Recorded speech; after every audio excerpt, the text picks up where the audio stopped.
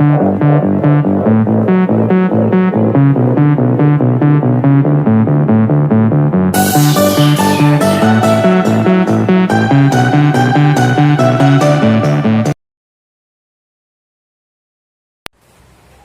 Zone के YouTube channel पे आप सभी लोगों का स्वागत है। और आज का टॉपिक हम लोग फिजिक्स से उठाए हैं और आज हम लोग फिजिक्स में पढ़ने वाले हैं गुरुत्वाकर्षण के बारे में।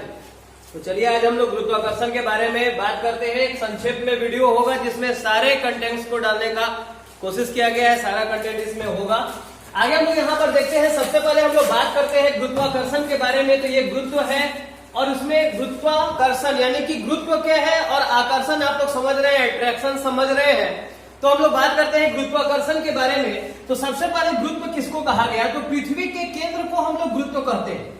यानी कि गुरुत्वाकर्षण में सबसे पहले हम लोग को समझना है पृथ्वी के केंद्र के बारे में कि पृथ्वी के केंद्र को क्या कहते हैं? गुरुत्व कहते हैं। और इसी की ओर ऑब्जेक्ट का आकर्षण, जैसे कि मान के चलते हैं कि कोई यहाँ एक गेंद है, तो इस गेंद का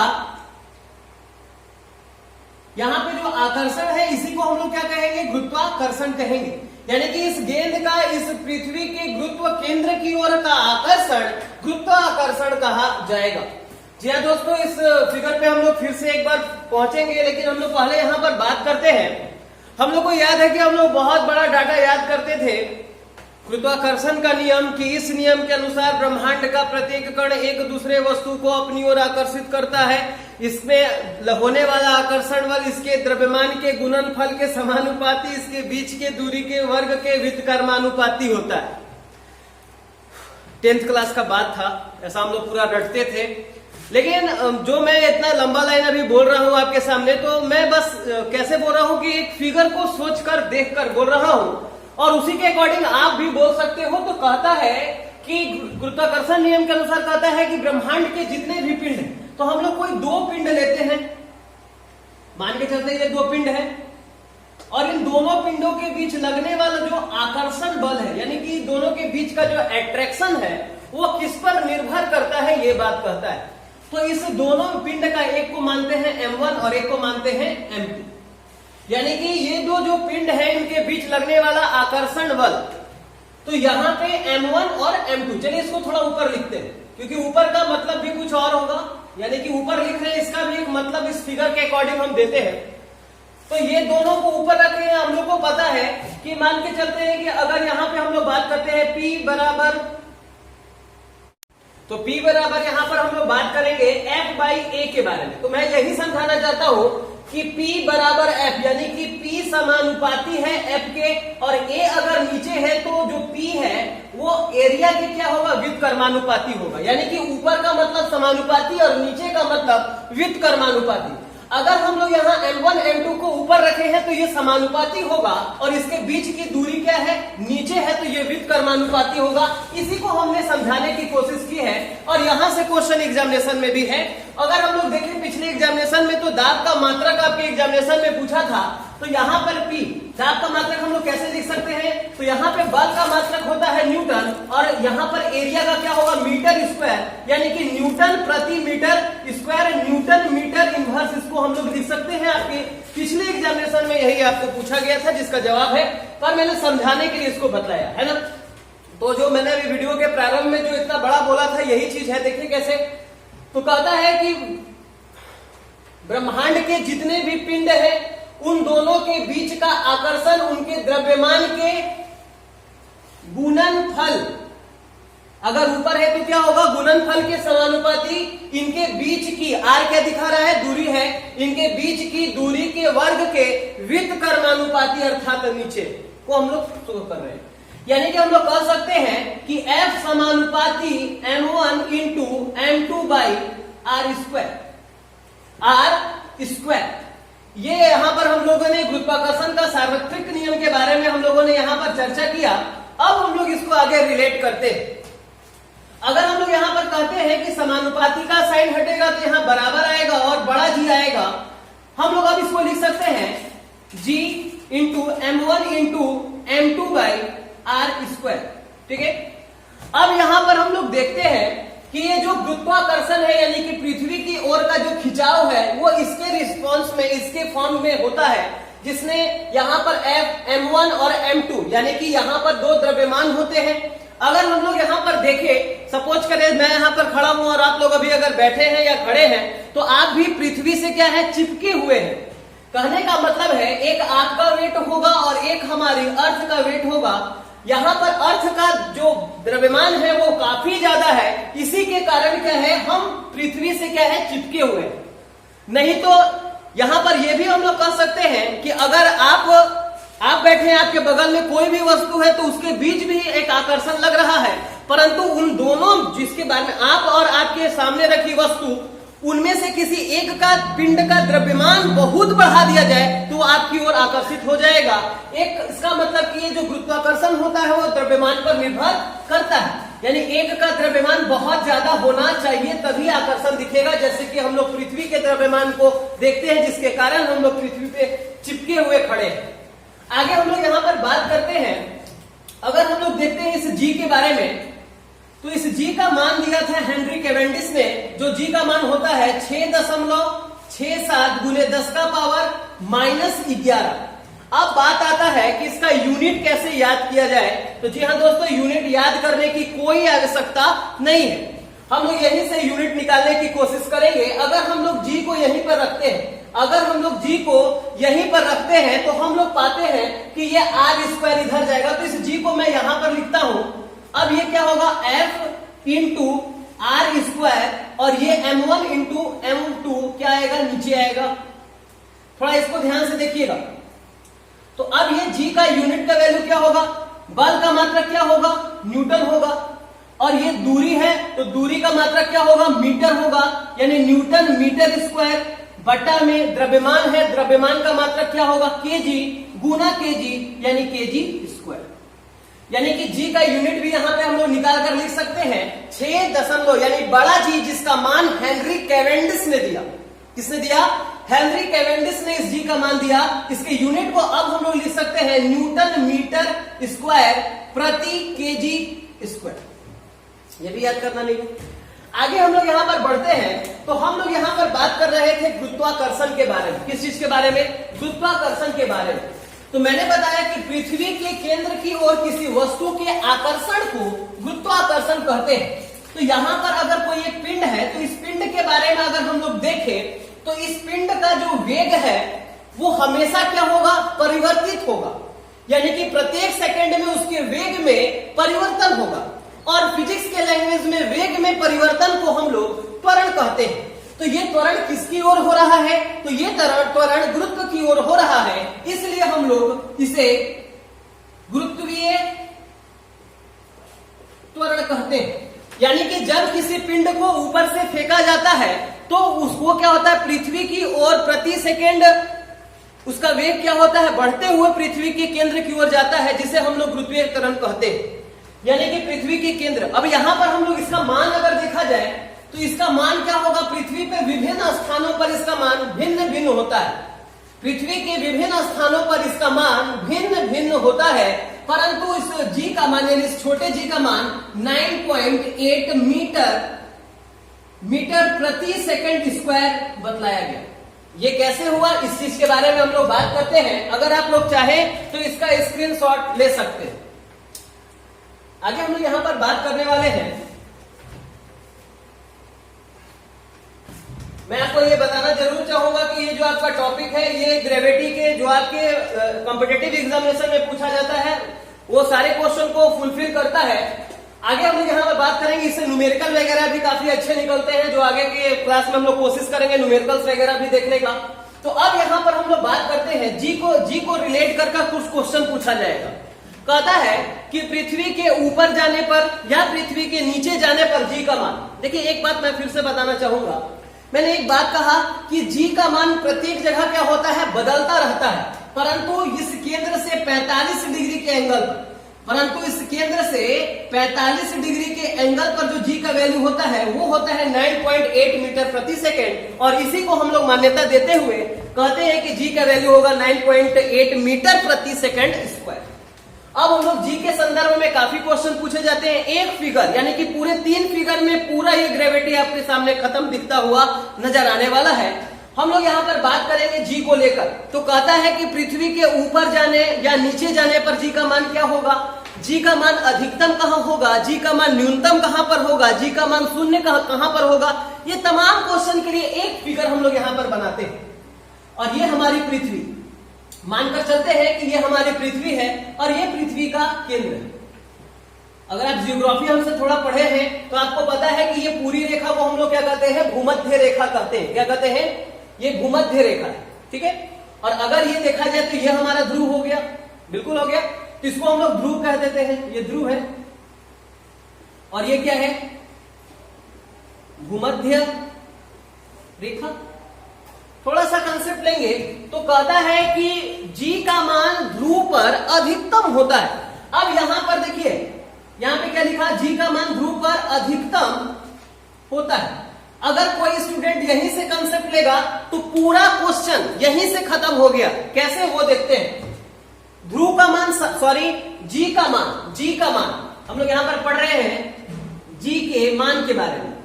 तो कहता है कि जी का मान अधिकतम कहां पर होता है, तो जी का मान अधिकतम होता है ध्रुव पर। यहीं से सारा सवाल कैसे खत्म होता है वो देखते हैं। अधिकतम का मतलब सबसे ज्यादा, अधिकतम का मतलब सबसे ज्यादा। अब कहीं भी जाइएगा तो इससे वैल्यू क्या होगा, कम होगा। लेकिन यही सब चीज बच्चे क्लास में समझ नहीं पाते हैं और एग्जामिनेशन में गलती कर बैठते हैं। तो अब कहता है कि पृथ्वी के ऊपर जाने पे जी का मान क्या होगा, तो बच्चा जब कहता है बढ़ता है, तो हम अगर पूछे नीचे जाने पे क्या होगा तो कहता है घटता है। अरे भाई, यहाँ पे साफ लिखा है कि ध्रुव पर जी का मान अधिकतम होता है। अब आप पृथ्वी के ऊपर जाइए या नीचे जाइए, जी का जो मान होगा वो कम होगा, क्योंकि ध्रुव पर जी का मान अधिकतम होता है। बहुत बढ़िया, आप समझ रहे हैं। आगे अगर हम लोग बैठे तो बोला कि भाई ठीक है सर, बहुत अच्छा बताया, लेकिन एग्जामिनेशन में उससे ये सवाल नहीं पूछा गया। उसके एग्जामिनेशन में सवाल पूछा गया कि ध्रुव से भूमध्य रेखा की ओर जाने पर जी का मान क्या होगा। ध्रुव से भूमध्य रेखा या विषुवत रेखा की ओर जाने पर जी का मान क्या होगा। तब फिर कहेगा कि ये तो सर बताया नहीं है। मैंने बताया कि ध्रुव पर जी का मान क्या होता है, अधिकतम होता है। यानी कि अब ध्रुव से भूमध्य रेखा की ओर भी बाबू आप जाइएगा तो जी का मान क्या होगा, घटेगा। अगर सवाल पूछे भूमध्य रेखा से ध्रुव की ओर जाने पर क्या होगा, जी का मान बढ़ेगा। यानी कि सबसे ज्यादा जी का मान क्या होगा, कहां पर होगा, ध्रुव पर होगा। अगर सवाल पूछे कि पृथ्वी के केंद्र से ध्रुव पर जाने पर जी का मान क्या होगा, अधिकतम है, बढ़ेगा। लेकिन सवाल पूछे कि पृथ्वी के केंद्र पर जी का मान क्या होता है, यहां पर अगर देखने की कोशिश करें तो समझते हैं। अब ध्रुव पर जी का मान अधिकतम है, नीचे जाएंगे कम होगा, कम कम होते होते होते होते एकदम जब सेंटर पे आएंगे तो यहां पर इसका मान क्या हो जाएगा, शून्य हो जाएगा। यानी कि यहां से कुछ क्वेश्चन आपके निकल कर सामने आएंगे, मैं क्वेश्चन बोलता हूं, आप जवाब देना। पृथ्वी के ऊपर जाने पर जी का मान घटेगा, नीचे जाने पर घटेगा, ध्रुव पर अधिकतम होगा, भूमध्य रेखा पर यहां पर क्या होगा, यहां पर न्यूनतम होगा, यानी कि कम होगा। यानी कि जी का मान न्यूनतम कहां होता है, भूमध्य रेखा पर, और जी का मान शून्य कहां होता है, केंद्र पर। इस पे थोड़ा कंफ्यूजन है, थोड़ा इसको फिर से एक बार सुनेंगे कि ध्रुव जी का मान न्यूनतम कहां होता है, भूमध्य रेखा या विषुवत रेखा पर, और शून्य कहां होता है, केंद्र पर होता है। एक सवाल कहता है कि पृथ्वी अपने कोणीय चाल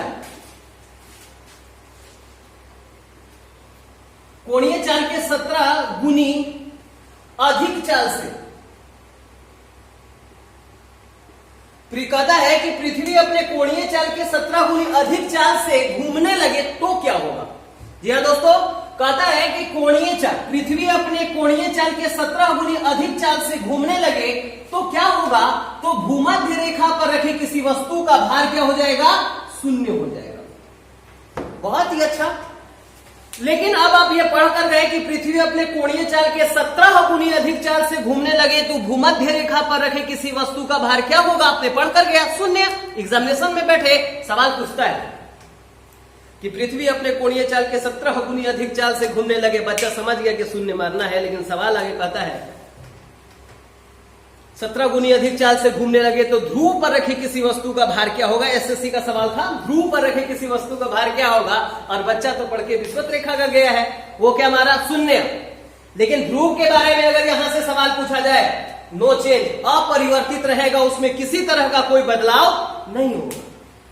अगर आप चाहें तो इसका भी स्क्रीनशॉट ले सकते हैं और आगे के टॉपिक्स को हम लोग फिर से आगे पढ़ने वाले हैं। मैंने कहा है कि ग्रेविटी का लगभग सवाल यहां से आपका क्लियर होता जाएगा।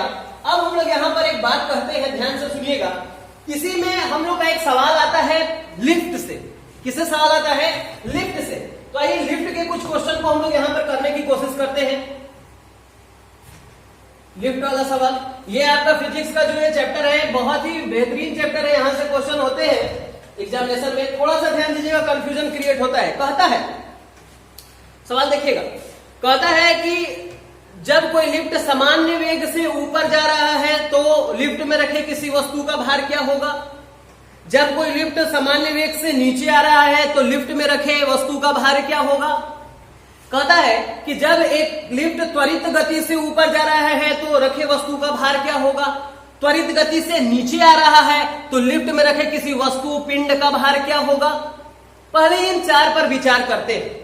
तो सामान्य वेग का मतलब कहता है कि ए जो है यानी एक्सेलरेशन उसका क्या है? जीरो। यानी कि उसका एक्सेलरेशन क्या है? जीरो। यानी कि उसका त्वरण क्या है? जीरो है। यानी कि उसका वेग क्या है? मैंने कहा इसका मतलब कि वेग समान है, यानी उसमें त्वरण नहीं है। हम 40 किलोमीटर प्रति घंटा के चाल से चल रहे हैं तो 40 के चाल से चल रहे हैं, यानी कि मेरा वेग क्या है? कि स्थिर वेग है।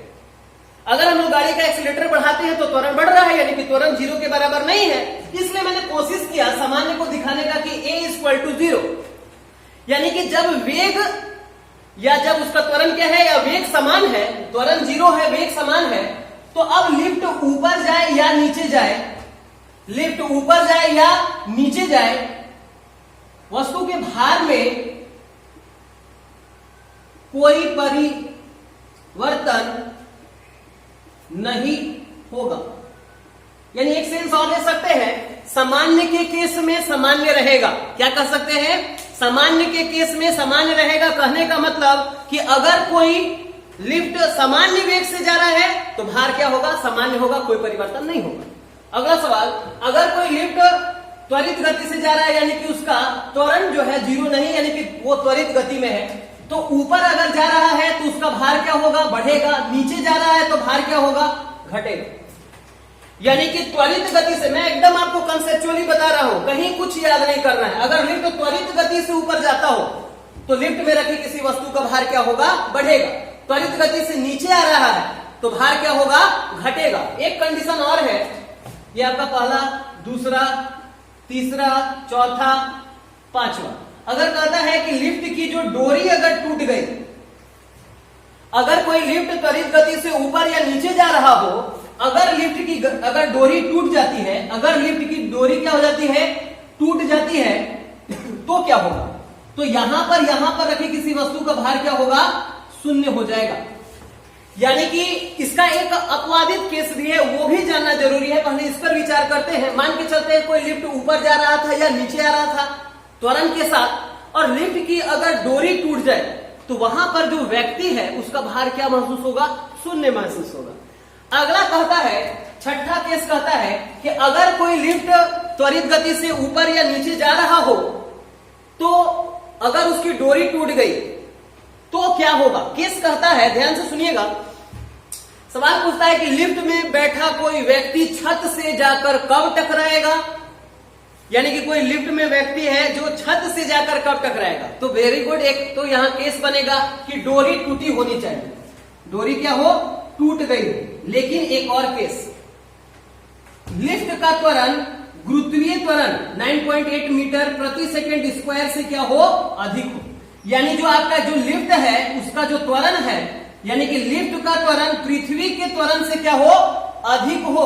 यानी गुरुत्वीय त्वरण से, यानी कि गुरुत्वीय त्वरण के मान से जब लिफ्ट के त्वरण का मान अधिक होगा तो ये जो व्यक्ति इस लिफ्ट में यहां पर था वो क्या होगा? अब ऊपर उठकर यहां पे उसका क्या होगा? छत से जाकर टकराएगा। यानी कि लिफ्ट वाले क्वेश्चन भी आप यहां पर क्या कर सकते हैं? आराम से हल कर सकते हैं। फिर इसी से एक सवाल पूछता है कि अब जैसे कि मान कर सकते हैं बैलेंसिंग, अगर देखना है बैलेंस संतुलन के बारे में, तो ये जो मार्कर है इसको भी हम लोग संतुलित कर सकते हैं। मान के चलते हैं इसका कोई एक ऐसा पॉइंट होगा जहां पे इसको हम लोग क्या कर सकते हैं? संतुलित रख सकते हैं। अगर हम इसको इधर घसकाएंगे तो भी गिरेगा, इधर घसकाएंगे तो भी गिरेगा, यानी कि किसी प्रत्येक वस्तु का एक अपना गुरुत्व केंद्र होता है। तो यहां पे एक सवाल है, मैं सीधे सवाल पर आता हूं। सवाल कहता है कि पीसा का जो झुका हुआ मीनार है, झुके होने के बावजूद भी नहीं गिरता है, क्यों? तो यहां पर हम लोग एक सवाल करते हैं कि पीसा का झुका हुआ मीनार झुके होने के बावजूद भी नहीं गिरता है, क्योंकि उसका जो गुरुत्व केंद्र है, यानी कि पीसा के झुके हुए मीनार का जो गुरुत्व केंद्र है वो उसके आधार तल से गुजरता है।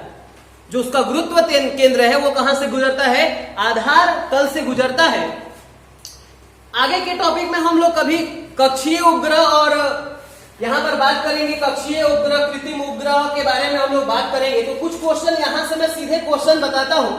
तो सवाल आपसे एग्जामिनेशन में पूछेगा कि भू स्थिर उपग्रह, कहता है कि भू स्थिर उपग्रह को पृथ्वी से कितनी ऊंचाई पर लगाया जाता है। सवाल एक हुआ, भू स्थिर उपग्रह को, सवाल सीधे बता रहे हैं, कंसेप्ट इसका नहीं दे रहे।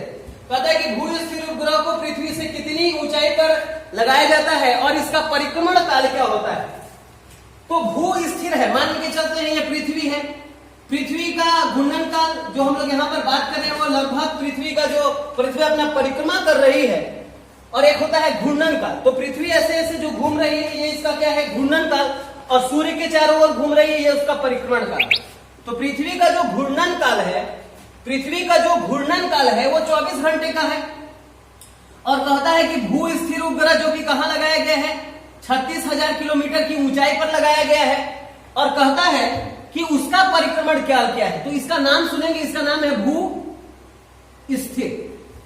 भू स्थिर यानी कि इस भूमि के किसी एक पॉइंट से ये क्या है, मान के चलते यहां नहीं, यहां पे एक पॉइंट मान लेते हैं, इस पॉइंट के स्थिर है, यानी कि ये जैसे रोटेट कर रहा है वैसे ये भी रोटेट कर रहा है।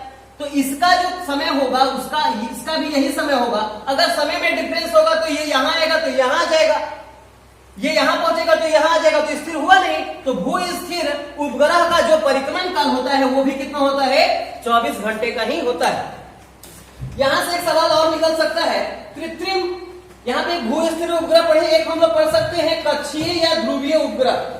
तो कक्षीय और ध्रुवीय उपग्रह का जो परिक्रमण काल होता है वो होता है 84 मिनट का। कितने मिनट का होता है? 84 मिनट का होता है, यानी 1 घंटा 24 मिनट का होता है इसका परिक्रमण काल। किसका परिक्रमण काल के बारे में हम लोग बात कर रहे हैं? कक्षीय या ध्रुवीय उपग्रह। कक्षीय या ध्रुवीय उपग्रह, मैं सिर्फ बोल रहा हूं, ध्यान से सुनिए।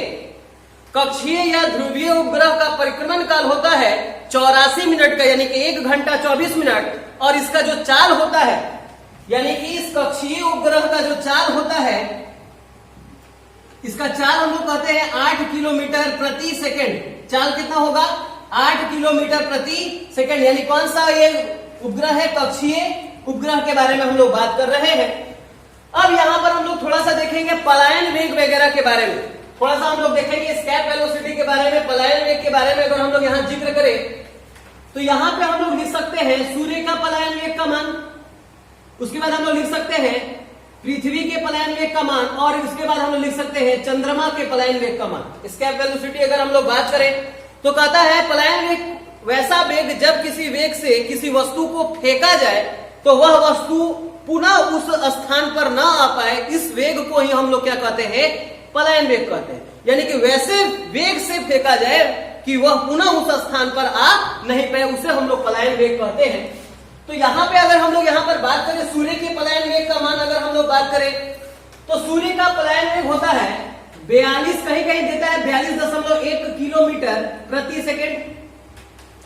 पृथ्वी के पलायन वेग का मान का बात करें तो 11.2 किलोमीटर प्रति सेकंड। और चंद्रमा के पलायन वेग का अगर बात करते हैं तो कहता है कि 2.37 किलोमीटर प्रति सेकंड। यानी कि ग्रेविटी के जो टॉपिक है, मैंने कोशिश किया है कि कम समय में इसको कवर किया जाए, यानी कि गुरुत्वाकर्षण से पूछा जाने वाले कुछ इंपॉर्टेंट क्वेश्चन का यहाँ कलेक्शन मैंने यहाँ पर इस वीडियो के माध्यम से आपको देना चाहा है। अगर आपको अच्छा लगता है तो इस वीडियो को लाइक करें, शेयर करें, सब्सक्राइब करें और बेल आइकन का बटन जरूर दबाएं। अगर आप कमेंट करते हो तो काफी अच्छा लगता है, और आपको अगर लगता है कि कमेंट करना अच्छा है और आपके कमेंट करने से ये जरूर है कि हम लोग अप्रिशिएट होते हैं, हम लोग को अच्छा लगता है और भी करने का, अच्छे अच्छे वीडियो बनाने का मन करता है। तो अगर आपके पास समय हो तो कमेंट भी जरूर करें। आज के लिए बस इतना ही, क्लासेस ओवर।